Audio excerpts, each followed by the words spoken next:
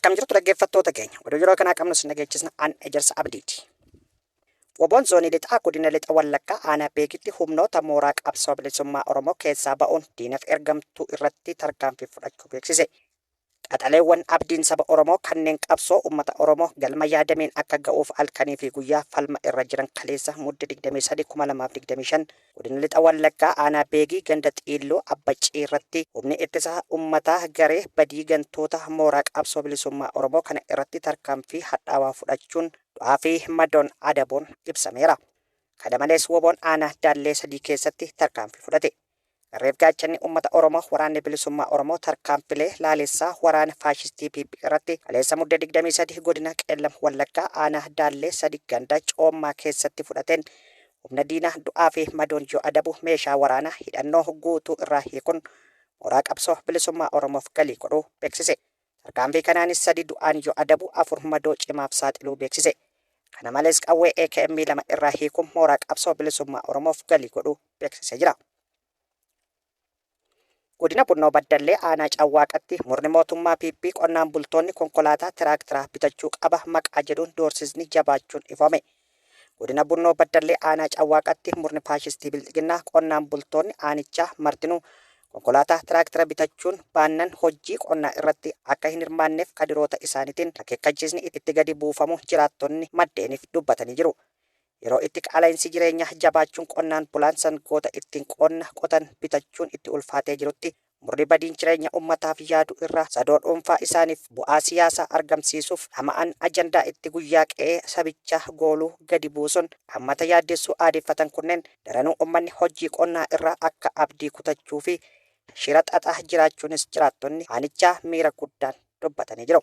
Qonnaan bultoonni onichaa sodaa guyyuu loltoonni faashistii bilxiginnaa maqaa sakatta'insa waraana bilisummaa Oromoo isin keessa deemuun nageenya sabichaa booressaa jiraniif hojiitti bahe hojjechuun yeroo itti cimee jirutti ajandaa aaran kun ammoo yaadamee badisaa sabichaaf akka gadi bu'ees yaaddoo qabu ibsanii jiru. Kibba lixa Shaggar aanaa Iluu keessatti waraanni sirna mootummaa fi kadiroonni sirnichaa waliin qindoomuun dirqamaan gara mooraa waraanatti guuraa jiraachuun dhaga'ame.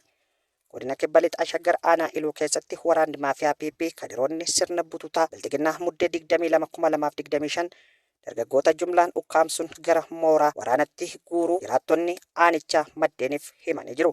Akka jiraattonni jedhanitti dargaggoota hedduu kanneen ammaaf maqaan isaanii guutuun nun qaqqabin jiru dirqamaan ukkaamsuun konkolaataa lamaan fe'anii akka deeman kan himan yoo ta'u dargaggoota murni mul'isuuf yaalan ammoo reebicha hamaa ta'e erga irratti raawwatanii booda fuudhanii deemuu himanii jiru. Dargaggoota abdii egeree Oromoo fi Oromiyaa ta'an irratti addatti xiyyeeffachuun adamsuun doorsisuu ukkaamsuun achi buuteen isaanii iyyaafatanillee akka hin argamne gochuu gariin ammoo dirqamaan waan isaan hin feene gara adda waraanatti erguun ilmaan haadha hiyyeessaa ficcisiisaa hedduus ammoo afaan qawweetiin ajjeechisiisaa gataa turuu fi ammas gocha hammeenyummaa isaanii daran hammaa ta'een uummata rakkoof saaxilaa jiraachuun murna bilxiginnaa haqa haalamu kan hin taane ta'uu jiraattonni maddeenitti himanii jiru. Godina Baalee Lixaa bulchiinsa magaalaa Diinshoo fi gantoota aanichaa hedduu keessatti waraanni murna gamrooffataa PP maqaa gibiraan saamicha uummatarraa ga'aa jiraachuun ifame.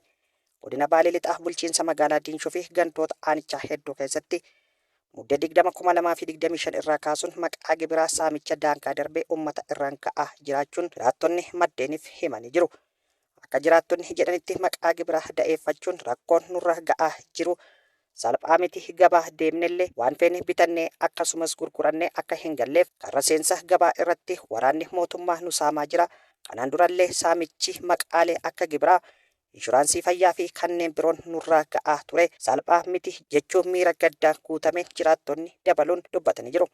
Ergamtoonni mootummaa bututaa salphuu fi halkanii fi guyyaa boqonnaa malee ifaajan gara isaanii qofaaf jiraachuun uummata keessa dhalatan afaan qawween saamaa hidhuun dararaa ukkaamsuun gara mooraa waraana impaayiritiitti guura fi gariin ammoo ajjeesuun bakka balfaatti gataa turuu isaanii irra deddeebiidhaan isiniif gabaasaa turuun keenya ni yaadatama.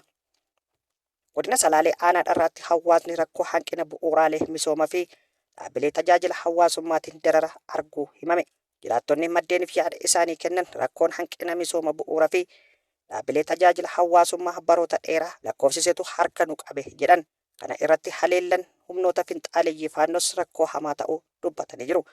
Gandoota aanichaa 36 keessaa waggoota 6 darban manneen barnootaa cufamanii akka jiran himanii jiru. Rakkoo nageenya humnoonni finxaaleeyyii faannoo uumaniin gandoonni baadiyyaa rakkoo hamaa keessa jiraachuu eeranii waggoota 6 darban daa'imman gandoota baadiyyaatii barnootaan ala akka jiran dubbatanii jiru. Kun dhaloota abdii egeree biyyaa ta'an dukkana keessatti hambisaa akka jiru himan. Kana malees gandoonni baadiyyaa hedduun rakkoo daandii bishaan dhugaatii qulqulluu fi dhaabbata fayyaa qabaachuu himanii haalli aanan dharraa itti jiru garmalee yaaddeessaa ta'uu ibsanii jiru. Gama tokkoon haleellaa humnoonni finxaaleeyyii faannootiin uummanni nagaa dhabuu kan dubbatan namoonni yaada kennan hojii misoomaa bu'uura fi dhaabbilee tajaajila hawaasummaa guututti dhaabbate uummanni rakkoo guddaaf saaxilamu dubbatanii jiru. Mootummaan naannoo Oromiyaa aanichaaf xiyyeeffannaa addaa kennu akka qabus gaafatanii jiru. Hoogganaan waraana Liibiyaa caccabaa xayyaaraa keessatti du'e argame. Hoogganaan waraana Liibiyaa Muhammad Ali Ahmad al-Addaad fi namoonni 4 kibxaata halkan Turkiyaatti balaa xiyyaaraa muddateen du'uu isaanii ministeerri muummee Abdullahi Deebid mirkaneessanii jiru. To'attoonni tiraafikaa qilleensaa Turkii jiila Liibiyaa Ankaaraa daawwachuun gara biyyaatti deebi'aa jiru waliin quunnamtii dhabuu isaanii qondaaltonni Liibiyaa himanii jiru. Ministeerri raayyaa ittisa biyyaa Turkii Yaasan Gular miseensota jiila kanaa waliin ta'uun hoogganaa waraana Liibiyaa Muhammad Ali Ahmad al-Addaad waliin Ankaaratti mari'ataniiru. Muummichi ministeera Liibiyaa Abdul Hadid Dihebad akka mirkaneessanitti hoogganaa waraana Liibiyaa Muhammad Ali Hadidii fi namoonni 4 kibxata halkan Turkiitti balaa xiyyaaraa muddateen du'uu isaanii mirkaneessanii jiru. Muummichi ministeeraa ibsa feesbuukii isaanii irratti kennaniin balaan gaddisiisan kun kan muddate yeroo jiilli Liibiyaa daawwannaa ofiisaa Ankaaraa irraa deebi'aa jirutti jechuun Liibiyaaf kasaaraa guddaadha jedhe. Egaan hordoftoota keenya oduu narraaf qabnu asirratti raawwannee jirra. Qophiilee keenya biroo waliin turtii gaarii isiniin jenna.